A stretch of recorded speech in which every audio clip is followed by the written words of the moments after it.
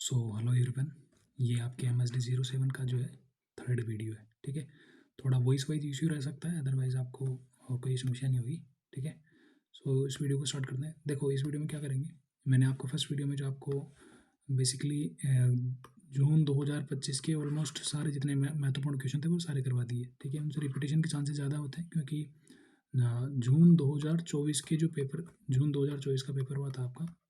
ठीक है, जून 2024 के क्वेश्चन आपके 2024 के दिसंबर वाले पेपर में जो है रिपीट हुए थे। ठीक है, उसके अकॉर्डिंग यूँ माने तो आपका जो लास्ट जो पेपर हुआ है, जैसे कि जून 2025 हुआ है, ठीक है, तो उसके महत्वपूर्ण जो क्वेश्चन होते हैं वो अपन ने फर्स्ट वीडियो में सारे कवर कर लिए। इसके बाद 9th क्वेश्चन जो आपका आता है, इसमें से 2 क्वेश्चन आपको छोटे छोटे व्याख्याएं करनी होती है, उसको अपन डिस्कस करेंगे। इसके बाद आपकी जो भी बाकी अदरवाइज अदर जो क्वेश्चन महत्वपूर्ण है, जैसे कि ये जो डिब्बे में बंद है, वो सारे क्वेश्चन महत्वपूर्ण है जिनको अपन डिस्कस करेंगे इस वीडियो में। ठीक है, इसके अलावा ये नोट्स जो आपको @स्टैटिक मित्रा टेलीग्राम चैनल पे मिलेंगे। टेलीग्राम पे जब सर्च करोगे @स्टैटिक मित्रा, तो वहाँ पे आपको ये मिल जाएंगे। ठीक है, सो आइए शुरू करते हैं। सो हमारा पहला प्रश्न रहेगा यहाँ से, जस्ट मुझे जूम करना है इसको, just give a second. Okay, so यहाँ पे है कि नहीं, 2 पर टिप्पणियाँ लिखनी है आपको, है ना। तो ये दोनों काफ़ी बार पूछी गई, दोबारा से रिपीटेडली इनको पूछा गया है, तो अपन इनको रीड करते हैं। ठीक है, तो पहला हिंदी, उर्दू और हिंदुस्तानी। हिंदी, उर्दू और हिंदुस्तानी। सो इनके बारे में क्या है कि परिचय। हिंदी, उर्दू और हिंदुस्तानी तीनों भाषाएं एक ही उपशाखा हिंदू उर्दू भाषा समूह से संबंधित है।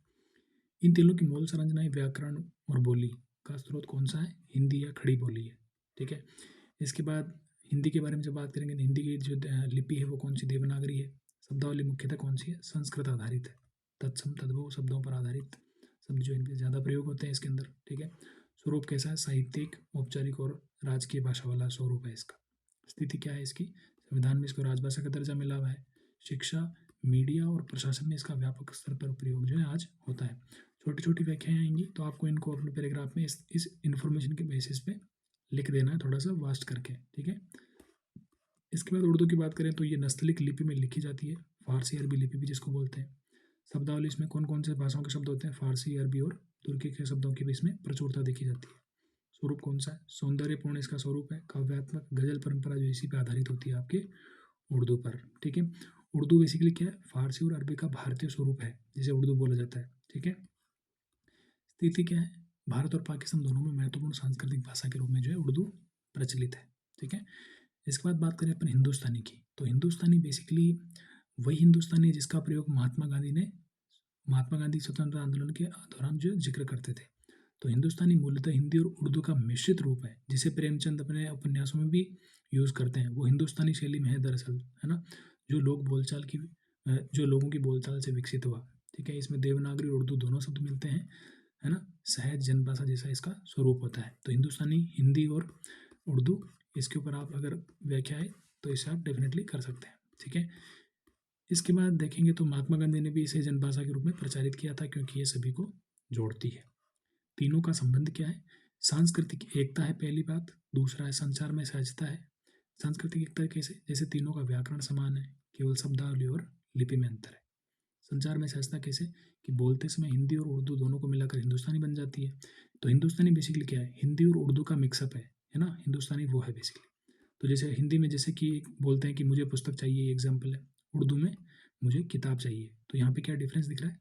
पुस्तक और किताब। किताब एक उर्दू का वर्ड है, जबकि पुस्तक एक हिंदी का वर्ड है। जबकि हिंदुस्तानी में क्या बोलेंगे कि मुझे किताब या पुस्तक, दोनों ही शब्द इसमें स्वीकार्य होते हैं। तो आपकी इस तरह का हिंदुस्तानी का स्वरूप बनता है। ठीक है, निष्कर्ष क्या रहेगा? हिंदी, उर्दू और हिंदुस्तानी को अलग अलग नहीं, बल्कि एक भाषाई परंपरा की 3 अभिव्यक्तियां माना जाना चाहिए। ये तीनों भारतीय उपमहाद्वीप की साझा संस्कृति, इतिहास और भाषाई विविधता का क्या है? प्रतीक है। तो इस पर अगर कोई व्याख्या आएगी तो आप डेफिनेटली लिख दोगे। ठीक है, ये जो आपकी व्याख्या आएगी अगर हिंदी, उर्दू और हिंदुस्तानी पर, तो आप डेफिनेटली इसमें आप डिटेल में काफ़ी लिख सकते हो, इतना कंटेंट इसमें है। और हाईलाइटेड चीज़ें ही आपको पढ़नी है। ब्लूमफील्ड का भाषाई चिंतन पर टिप्पणी, ये काफ़ी बार पूछा गया है, 2-4 बार इसको पूछा गया है, तो ये काफ़ी ज़्यादा महत्वपूर्ण हो जाता है। तो लियोनार्ड ब्लूमफील्ड एक अमेरिकी भाषाविद थे, जिन्होंने संरचनात्मक भाषा विज्ञान का पितामह कहा जाता है। ठीक है, इसके बाद उनकी कृति है लैंग्वेज, 1933, आधुनिक भाषा विज्ञान में मील का पत्थर मानी जाती है। इसके बाद इनका एक दृष्टिकोण व्यवहारवादी दृष्टिकोण, बिहेवियरिज्म का दृष्टिकोण है इनका। ठीक है, तो भाषा को सीखने और बोलने की प्रक्रिया मनोवैज्ञानिक नहीं बल्कि व्यवहारिक है। भाषा वस्तुतः उत्तेजना, स्टिमुलस और प्रतिक्रिया यानी रेस्पॉन्स के नियमों पर आधारित होती है। अर्थ से अधिक उन्होंने रूप पर जोर दिया। ठीक है, मतलब अर्थ से अधिक उन्होंने किस पर जोर दिया?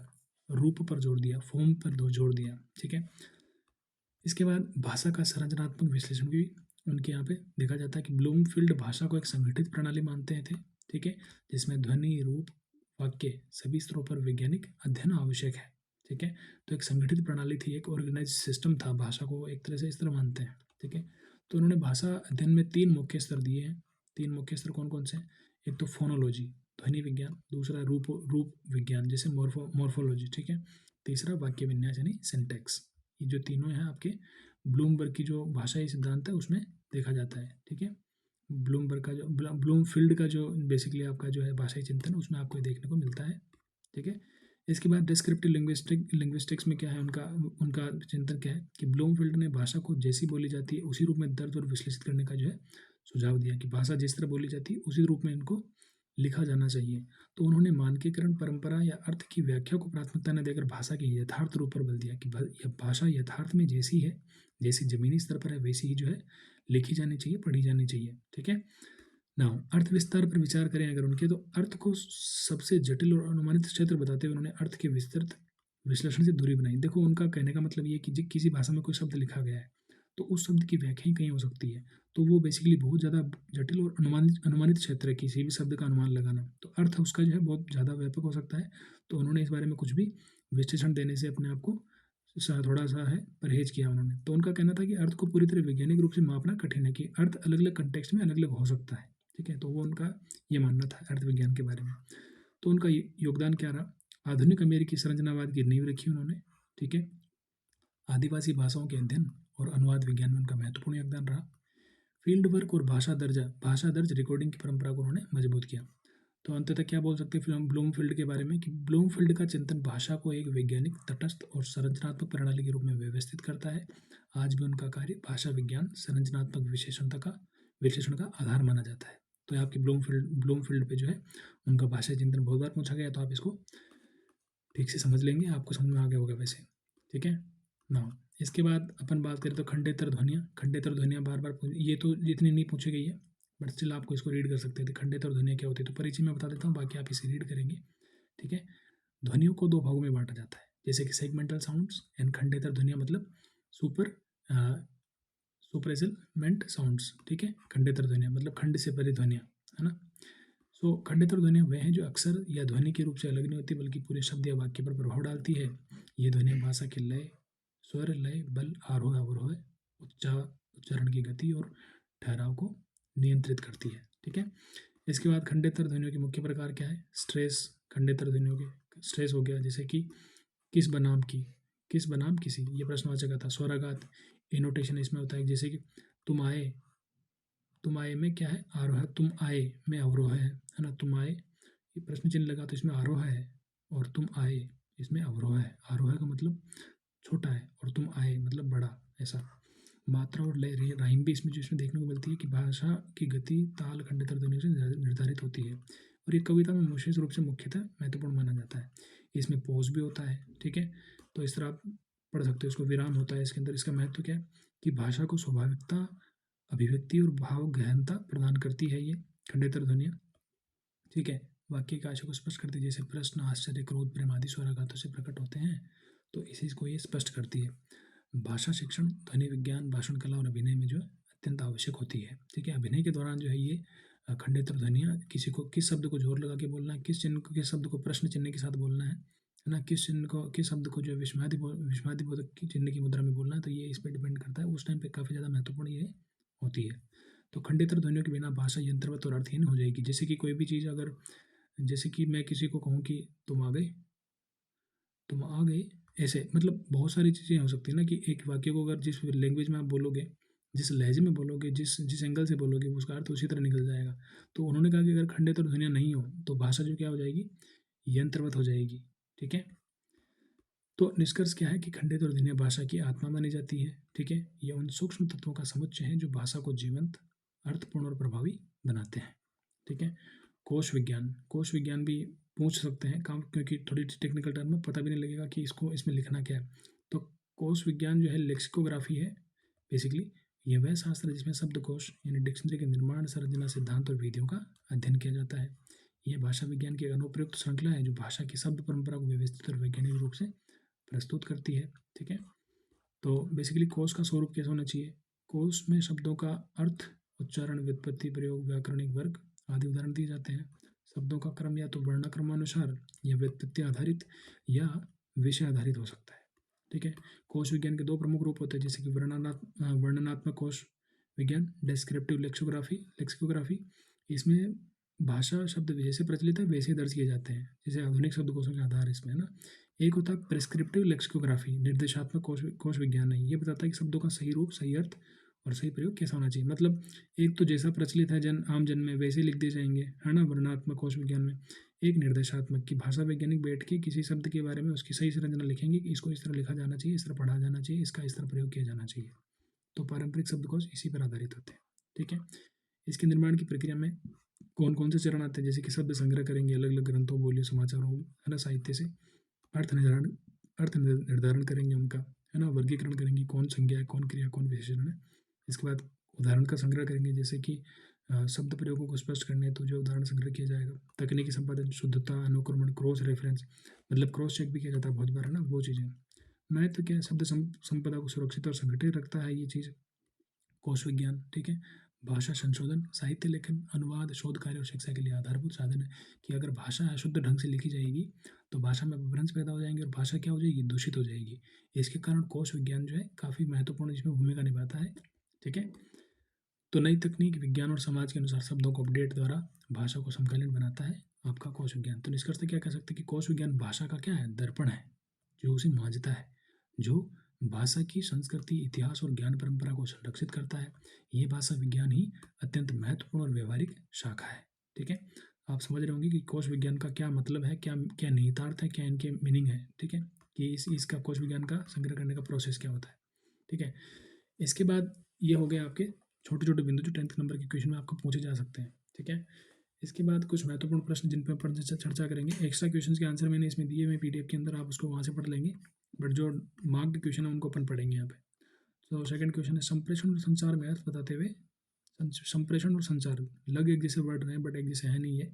संप्रेषण और संचार में अर्थ स्पष्ट करते हुए संप्रेषण के विकास की चर्चा कीजिए। संप्रेषण और संचार में आपको अंतर बताना है। इसके बाद संप्रेषण का विकास किस तरह हुआ उस पर आपको डिटेल में चर्चा करनी है। ठीक है। तो फर्स्ट क्वेश्चन पर बात करेंगे अपन। तो प्रेषण और संचार में अर्थ स्पष्ट करना है अपने को।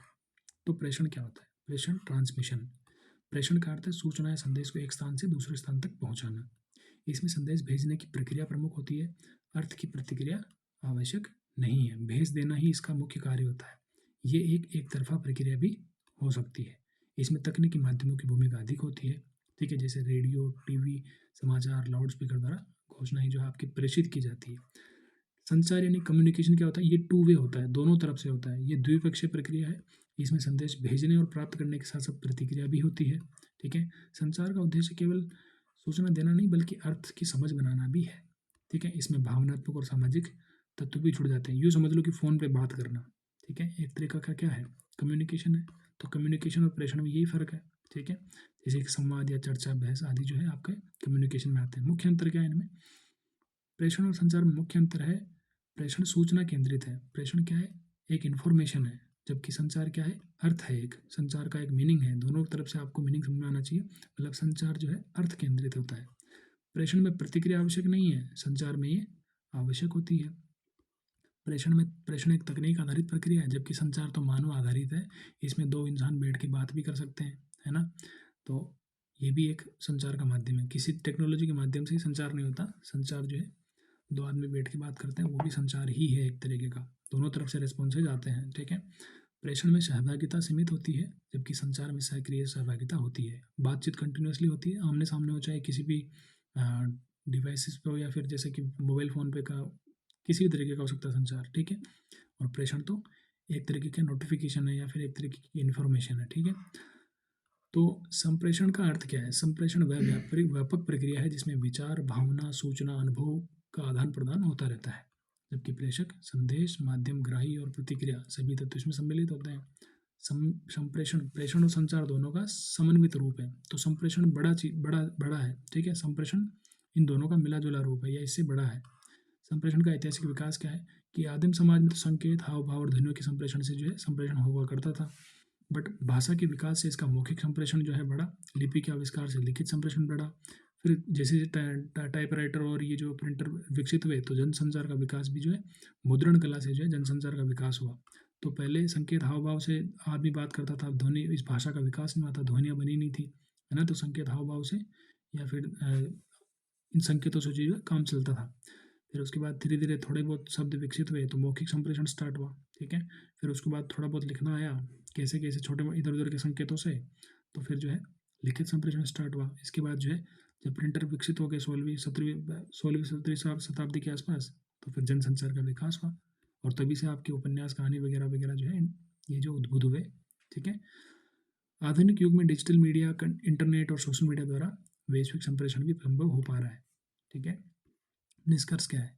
संप्रेषण मानव समाज की आधारशिला है। संप्रेषण क्या है? मानव समाज की आधारशिला है। प्रेषण और संचार के समन्वय से ही प्रभावी संप्रेषण संभव है। प्रेषण और संचार के समन्वय से ही प्रभावी संप्रेषण संभव है। समाज का विकास संप्रेषण के विकास से जुड़ा है कि जितना संप्रेषण होगा, जितना जो है जुड़ाव रहेगा, उतना ही जो ज़्यादा समाज का विकास होगा। जैसे कि इसका एक एग्जाम्पल यूँ दें कि जैसे कि अभी जहाँ पर भी जैसे कि अरब स्प्रिंग हुई थी 2011 के आसपास में, तो अरब कंट्रीज़ के जो अधिकारों पर जब वो प्रश्न उठाते तो पूरे विश्व के अंदर जो सोशल मीडिया पर एक ये जो कैंपेन चला था, है ना, मी टू मूवमेंट चला, उसमें पूरे विश्व से जो है लोग जुड़े, ठीक है। तो इस तरह जो है ये चीज़ें चलती है, संप्रेषण का ये असर होता है। ये जो आपका भाषा विज्ञान पाश्चात्य परंपरा के किसी एक भाषा वैज्ञानिक के भाषा संबंधी सिद्धांतों का विवेचन कीजिए, तो किसी एक भाषा वैज्ञानिक का है यहाँ पे जिक्र करना है यहाँ पे, ठीक है। तो इसको आप अपने एंड से रीड करिएगा, क्योंकि ये क्वेश्चन जो है इतना रिपीटेड नहीं है, but still you have to go through this question. ये फर्डिनेंड डी सोश्यूर का जो है ये प्रमुख विचारक है, इनके ऊपर जो है इसमें डिटेल दी गई है, आप इसको पढ़ लीजिएगा अपने एंड से, ठीक है। इसके बाद महत्वपूर्ण क्वेश्चन है कि अर्थ संरचना की चर्चा करते हुए पर्याय और विलोम का जो है सोदाहरण परिचय दीजिए, ठीक है। सो इसमें अर्थ संरचना का अर्थ है भाषा में शब्दों की अर्थों की आंतरिक व्यवस्था होती है, भाषा में शब्दों की अर्थों की आंतरिक व्यवस्था होती है, ठीक है। शब्द, वाक्य और संदर्भ के स्तर पर इनके अर्थ बनते हैं, ठीक है। अब इन अर्थ संरचना के स्तर पर कितने होते हैं? 3, शब्दार्थ, वाक्यार्थ और संदर्भार्थ। ये अर्थ संरचना के 3 स्तर होते हैं, ठीक है। पर्यायवाची में क्या होता है कि सेम आपको इसकी डेफिनेशन मैं इसको समझाऊँ, इतना बच्चे नहीं हो आप, समझ सकते हो इसको कि पर्यावरण शब्द, पर्यायवाची शब्द क्या होते हैं? समान और निकट अर्थ वाले शब्द होते हैं। रवि, सूर्य, भास्कर। पर्याय का महत्व क्या है? भाषा को ये समृद्ध बनाते हैं, अभिव्यक्ति की सौंदर्यता और विविधता बढ़ाते हैं। विलोम शब्द क्या? विपरीत अर्थ वाले होते हैं, जैसे दिन रात हो गया, सुख दुख, सत्य असत्य हो गया। विलोम का महत्व क्या है? अर्थ को स्पष्ट करता है, भावों में तीव्रता लाता है। निष्कर्ष क्या है? अर्थ संरचना के महत्वपूर्ण तत्व है, ठीक है। इसके बाद नेक्स्ट क्वेश्चन है कि रूप, शब्द और पद को परिभाषित करते हुए उनका पारस्परिक अर्थ बताइए। तो रूप, शब्द और पद, ये देखो सुनने में, देखने में ऐसा लगता है कि इनको मैं डिफाइन कर दूंगा, बट इनके धागे खोलने में इंसान के धागे खुल जाते हैं और इनसे डिफाइन नहीं हो पाता। तो इसलिए रीड करना जरूरी है। इन्फॉर्मेशन प्रायरली दिमाग में चली जाती है, तो आप उसको जो है एक्सप्लेन करने में थोड़ा आपको आसानी हो जाती है, ठीक है। सो इसको देखो, रूप का मतलब होता है मॉर्फेम। क्या होता है? मॉर्फेम, ठीक है। भाषा की सबसे छोटी अर्थपूर्ण इकाई है। ये स्वतंत्र या अस्वतंत्र हो सकता है, ठीक है। जैसे लड़का, जाना, ठीक है। शब्द क्या है? अर्थपूर्ण स्वतंत्र इकाई है, अर्थपूर्ण स्वतंत्र इकाई है, ठीक है ना। वाक्य में इसका प्रयोग हो सकता है, जैसे बालक और पुस्तक। पद क्या होता है? पद व्याकरणिक रूप से प्रयुक्त शब्द है, व्याकरणिक रूप से प्रयुक्त शब्द है, कारक या विभक्ति से युक्त होता है, जैसे बालक ने, बालक ने क्या यहाँ पे कारक है। पुस्तक को, तो ये भी कारक के साथ आ रहा है, ठीक है। रूप और शब्द में अंतर क्या है? रूप स्वतंत्र नहीं है, जबकि शब्द जो है स्वतंत्र है, ठीक है। रूप मिलकर शब्द बनाते हैं, ठीक है। ये क्वेश्चन पूछा गया है आपको, है ना, तो इस पर ध्यान देंगे आप। थोड़ा सा अंतर स्पष्ट करना थोड़ा सा डिफिकल्ट हो जाता है। शब्द और पद में क्या अंतर है? शब्द मूल अवस्था में होते हैं, जबकि पद प्रयोगी अवस्था में होते हैं। पद क्या होता है? प्रयोगी की अवस्था में होता है, ठीक है। नाउ निष्कर्ष क्या है फिर?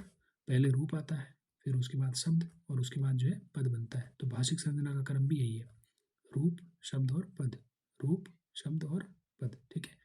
समझ में आ गया आपको? इसके बाद नेक्स्ट क्वेश्चन जो महत्वपूर्ण है वह है कि भाषा शिक्षण के संदर्भ में भाषा के विभिन्न रूपों का परिचय दीजिए। भाषा शिक्षण के संबंध में भाषा के विभिन्न रूपों का परिचय दीजिए। तो इसमें देखो, भाषा को सीखने सिखाने की प्रक्रिया कहा जाता है। मौखिक भाषा, बोलचाल की भाषा, प्राथमिक शिक्षा में उपयोगी भाषा, ठीक है, ये होती है। तो भाषा का क्या महत्व है? ये महत्व है, मौखिक बोलचाल में प्रयुक्त होती है। लिखित भाषा, जिसमें लिपि आधारित भाषा होती है, ये औपचारिक शिक्षा का माध्यम भी होती है। औपचारिक शिक्षा का माध्यम भी जो होती है, जैसे आप लिख रहे हो तो ये औपचारिक शिक्षा का माध्यम है, इसलिए आप लिख के आते हो, ठीक है। और जो आपकी मौखिक भाषा होती है वो जो बोलचाल की भाषा है, ठीक है, ऐसे होता है, ठीक है। ना मानक भाषा में क्या होता है? मानक भाषा व्याकरण सम्मत होती है, उसमें व्याकरण के नियम लागू होते हैं और वो स्वीकृत होती है। शिक्षा और प्रशासन में इसके काफ़ी ज़्यादा इस्तेमाल किया जाता है, जैसे कि प्रशासनिक पत्र हो गए वगैरह वगैरह आपके मानक भाषा के अंदर ही लिखे होते हैं, ठीक है। इसलिए आप सरकारी पत्र जब पढ़ते हो तो उसमें उसकी हिंदी काफ़ी जटिल होती है। उसका कारण यही है क्योंकि मानक स्तरीय हिंदी का उसमें इस्तेमाल होता है, ठीक है। बोलचाल की भाषा एक अनौपचारिक भाषा है, ये विद्यार्थियों के अनुभव से जुड़ी हुई है, ठीक है। साहित्यिक भाषा में क्या होता है? साहित्यिक भाषा सौंदर्यपूर्ण और भावनात्मक होती है, बेसिकली भावात्मक होती है। साहित्य शिक्षण में सहायक होती है ये भाषा, ठीक है। निष्कर्ष क्या है? प्रभावी अ, भाषा शिक्षण के लिए सभी रूपों का संतुलित प्रयोग आवश्यक है, ठीक है। इसके बाद नेक्स्ट क्वेश्चन है कि भाषा परिवर्तन के प्रकार और कारणों को रेखांकित कीजिए। भाषा परिवर्तन के प्रकार और कारणों को रेखांकित कीजिए कि भाषा के परिवर्तन किस किस टाइप से होते हैं और ये परिवर्तन क्यों होते हैं, इसको आपको समझाना है। इसके बाद एक थिंकर हुए चॉम्स्की, इनका क्वेश्चन 2-3 बार पूछा गया है, ठीक है। तो ये प्रश्न भी काफ़ी महत्वपूर्ण है, ठीक है। और एक क्वेश्चन है वापस की भाषा में भारत में भाषा चिंतन की परंपरा पर संक्षिप्त जो है आपको वर्णन देना है। तो इस पे अपन बात कर चुके हैं ऊपर, है ना, ऑलमोस्ट। तो इसी के आसपास आपको आंसर जो लिखना है। देखो, इस वीडियो का पर्पज़ बेसिकली ये है कि जो इस वीडियो लेक्चर में आपको पढ़ाया जा रहा है आपको समझ में आ जाए, और जैसे आपकी अंडरस्टैंडिंग इन लेक्चर्स को सुन के बने, आप कल को आपका पेपर में जो आपको उसको उसी तरह से प्रोड्यूस करके आ जाओ। मेन पर्पज़ इन वीडियोज़ का यही है, ठीक है।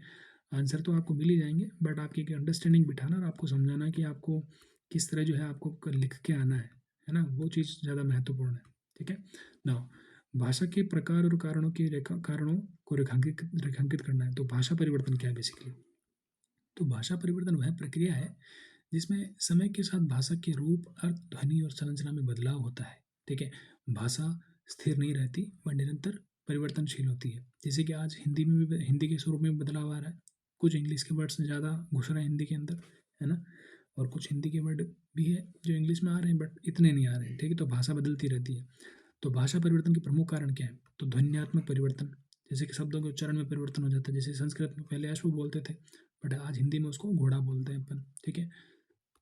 तो ध्वनि में परिवर्तन हो गया। रूप में परिवर्तन हो सकता है, जैसे कि शब्दों के रूप में बदलाव हो जाता है। जैसे पहले गच्छति, जाने को गच्छति बोला जाता है और आज जाता है बोलते हैं। अर्थात्मक परिवर्तन, जैसे कि शब्दों के अर्थ में परिवर्तन हो जाता है। जैसे क्रांति का अर्थ पहले केवल परिवर्तन होता था, बट आज क्रांति का अर्थ है सामाजिक और राजनीतिक बदलाव, ठीक है। क्रांति का अर्थ पहले क्या होता था? केवल परिवर्तन से लिया जाता था, बट आज जो क्रांति का मतलब क्या क्या माना जाता है? सामाजिक और राजनीतिक बदलाव, ठीक है। वाक्यात्मक परिवर्तन भी होते हैं, जैसे वाक्य संरचना में परिवर्तन, है ना। वाक्य संरचना में परिवर्तन, जैसे संस्कृत की मुक्त शब्द क्रम व्यवस्था से हिंदी का स्थिर क्रम, संस्कृत की मुक्त शब्द क्रम व्यवस्था से हिंदी का स्थिर क्रम। शब्दावली में परिवर्तन से भी भाषा परिवर्तित होती है, जैसे नए शब्दों का जुड़ना, पुराने शब्दों का लोप। जैसे आज की भाषा में जो है कंप्यूटर और मोबाइल जैसे शब्द जो है जुड़ चुके हैं, ठीक है।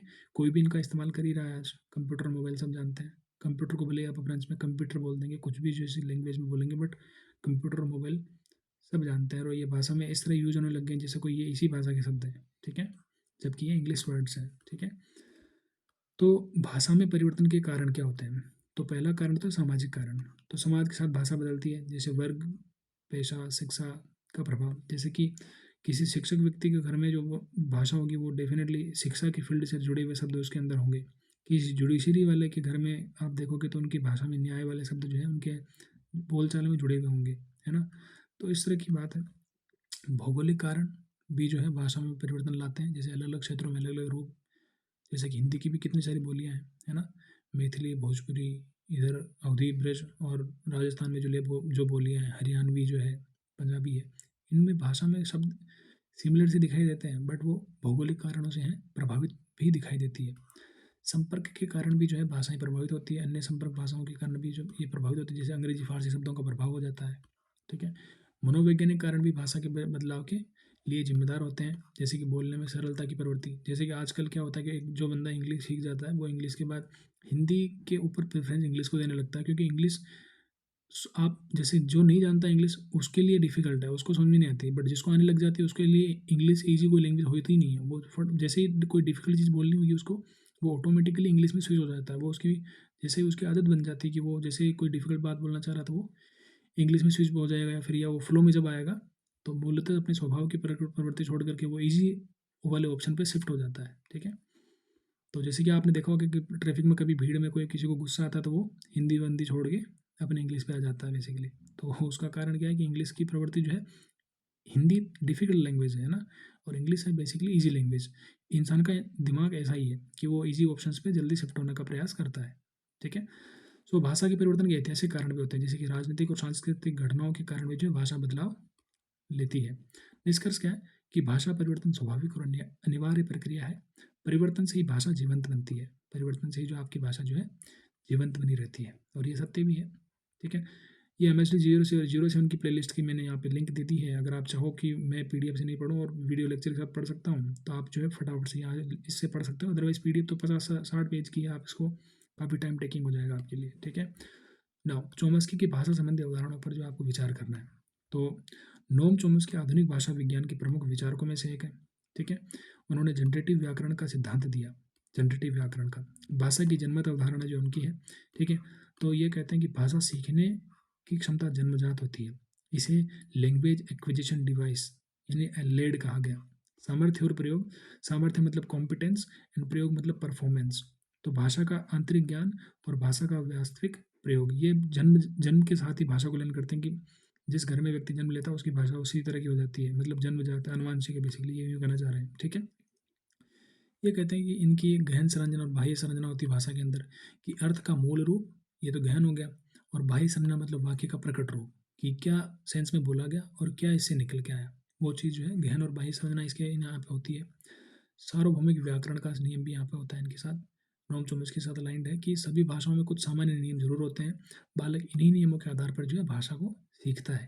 ठीक है। सार्वभौमिक नियमों के आधार पर जो बालक उसको सीखता है। तो नोम चोम्स्की का महत्व क्या है, ये भाषा को मानसिक प्रक्रिया मानते हैं। ठीक है। संरचनात्मक भाषा विज्ञान से भिन्न इनका दृष्टिकोण है, क्योंकि ये तो जन्मजात मान रहे हैं भाषा को, और भाषा तो सीखी जा सकती है, वैसे सभी जानते हैं। तो बेसिकली ये क्या कहते हैं कि संज्ञानात्मक विज्ञान से जोड़ा है, कि हाँ ये ठीक है, जैसे कोई कोई किसी बच्चे की कुछ आदतें अपने पिता के समान हो सकती है, ये संज्ञानात्मक है कि वो जन्मजात उसको मिली हुई है। बट हर चीज़ ऐसी नहीं हो सकती ना, उसको जैसा इन्वायरमेंट दोगे वैसा ढल सकता है। तो उनकी आज भी धारणा प्रभावशाली है, ये कह सकते हो आप। निष्कर्ष में तो ये लिखोगे, क्रिटिज्म नेगेटिव पॉइंट नहीं लिखोगे आप, है ना। तो आज भी उनकी अवधारणा प्रभावशाली है, ऐसा करके आपको निष्कर्ष लिख देना है। ठीक है। इसके बाद भारत में भाषा चिंतन की परंपरा पर संक्षिप्त विवरण दीजिए। ठीक है। भारत में भाषा चिंतन की परंपरा अत्यंत प्राचीन है। भारत में भाषा को लेकर के बड़ी सजगता रही है शुरू से ही, इसलिए व्याकरणिक पाणिनि का व्याकरण जो लिखा गया है वो भारत में ही है, सबसे पहला व्याकरण का ग्रंथ है, जो आई थिंक पूरे विश्व में जो है पहला व्याकरण के ऊपर लिखा गया ग्रंथ होगा। तो भारत में भाषा को लेकर के बड़ी सजग परंपरा रही है, और भाषा चिंतन की परंपरा अत्यंत प्राचीन है। यह संबंध वेदों और व्याकरण परंपरा से है। ठीक है। वैदिक काल से ही ऋग्वेद में भाषा की शक्ति पर विचार किया गया, वाक देवी का रूप दिया गया, जैसे सरस्वती का जो देवी का रूप है वो भाषा की देवी उसको माना गया है ना। तो ये बहुत बड़ा योगदान है। पाणिनि का योगदान, जैसे उन्होंने अष्टाध्यायी की रचना करी, है ना, व्याकरण को वैज्ञानिक रूप प्रदान किया, ये तो बहुत पुरानी बातें हो गई, है ना। तो भाषा को लेकर सजगता सजगता शुरू से रही है। पतंजलि और कात्यायन का योगदान भी है, जैसे महाभाष्य में भाषा की दार्शनिक व्याख्या जो की गई है। ठीक है। शब्द अर्थ प्रयोग पर चर्चा की गई। भर्तृहरि का चिंतन जो है वाक्यपदीय ग्रंथ है उनका, स्फोट सिद्धांत का प्रतिपादन इन्होंने किया। ठीक है। मध्यकालीन भाषा में चिंतन अपभ्रंश प्राकृत पर विचार किया। ठीक है। भक्ति में लोक भाषा पर महत्व ज़्यादा मिला। आधुनिक काल में आप देखते हो तो हिंदी, उर्दू, बंगला आदि भाषाओं पर अध्ययन किया गया, और आधुनिक भाषा विज्ञान से निष्कर्ष भाषा से संपर्क भी जो है आपने यहाँ पे भारत में जो सजगता इसकी देख पाते हो कि हर काल में जो भाषा पर बड़ी सजगता से काम हुआ है। तो निष्कर्ष क्या है कि भारतीय भाषा चिंतन की परंपरा गहन, दार्शनिक और वैज्ञानिक है। इसने इसने वैश्विक भाषा विज्ञान को भी प्रभावित किया है। तो इस वीडियो को यहीं तक रखते हैं। ठीक है। आपकी ऑलमोस्ट काफ़ी चीज़ें कवर हो चुकी है। मैं आपको, ये आपका तीसरा लेक्चर था। ठीक है। सो एक छोटा सा वीडियो कल और आएगा, क्योंकि काफ़ी आपके पास कल का टाइम है अभी, है ना। सो उस वीडियो में आपके पास जो भी आपकी चीज़ें बची होंगी उनको मैं कवर कर दूँगा, ठीक है। सो टिल देन आप इस वीडियो को आराम से एन्जॉय करिए। इसकी पीडीएफ मैं आपको टेलीग्राम पे अभी शेयर कर दूँगा। बाकी जो चीज़ें बची हुई उनको अपन नेक्स्ट वीडियो में कवर कर लेंगे। Thank you so much for watching till the end जय हिंद।